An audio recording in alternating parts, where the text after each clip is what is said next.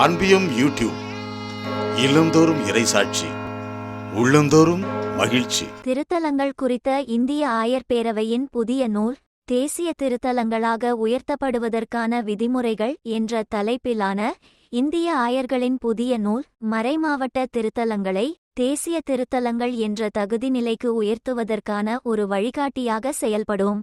Selvaraj Soosaimanickam, Vatican, இந்திய கத்தோலிக்க ஆயர் பேரவையின் CCBI திரவை சட்டத்திற்கான ஆணையம் குறிப்பிடத்தக்க மறைமாவட்ட திருத்தலங்களை தேசிய திருத்தலங்களாக அங்கீகரிப்பதற்கான தெளிவான வழிமுறைகளை புதிய நூல் ஒன்றில் வழங்கியுள்ளதாக அதன் செய்திக்குறிப்பில் தெரிவித்துள்ளது. பெங்களூருவில் உள்ள புனித யோவான் மருத்துவக் கல்லூரியில் நடைபெற்ற 94வது செயற்குழு கூட்டத்தில் தேசிய திருத்தலங்களாக உயர்த்தப்படுவதற்கான விதிமுறைகள் என்ற தலைப்பில் இதுவொரு அதிகாரப்பூர்வமான நூலாக வெளியிடப்பட்டதாக அச்செய்தி குறிப்பில் கூறப்பட்டுள்ளது. இந்த நூலில் விளக்கப்பட்டுள்ள விரிவான நெறிமுறைகள் மறைமாவட்ட திருத்தலங்களை தேசிய தகுதி நிலைக்கு உயர்த்துவதற்கும் அதிக அங்கீகாரம் மற்றும் திருப்பயணத்திற்குரிய வாய்ப்புகளை வளர்ப்பதற்கும் பல ஆயர்கள் வெளிப்படுத்திய விருப்பத்தை நிவர்த்தி செய்கின்றன என்றும் உரைக்கிறது அச்செய்தி குறிப்பு.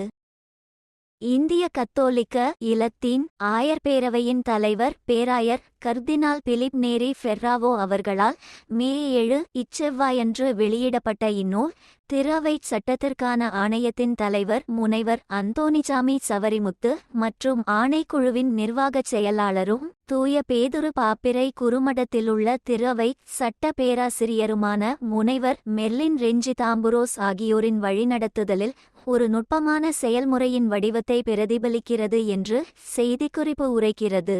இந்த நூலிலுள்ள ஆவணம் 5 தனித்தனி பிரிவுகளாக கட்டமைக்கப்பட்டுள்ளதாகவும் திருத்தலங்களின் முக்கியத்துவத்தை பற்றிய ஒரு சுருக்கமான அறிமுகத்திற்கு பிறகு முதல் பகுதி தேசிய திருத்தலங்களை நிர்வகிக்கும் மேலோட்டமான வழிகாட்டும் கொள்கைகளை வழங்குகிறது என்றும் இரண்டாவது பகுதி வழிபாடுகள், அருளடையாளங்கள், திருச்சடங்குகள், திருப்பயணங்கள், பிறரன்பு பணிகளுக்கான பெருமுயற்சிகள், கிறிஸ்தவ ஒன்றிப்புசார் கொண்டாட்டங்கள் மற்றும் புகழ்பெற்ற பக்தி முயற்சிகள் பற்றிய விரிவான வழிகாட்டுதல்களை ஆராய்கிறது என்றும் அச்செய்தி குறிப்பில் குறிப்பிடப்பட்டுள்ளது.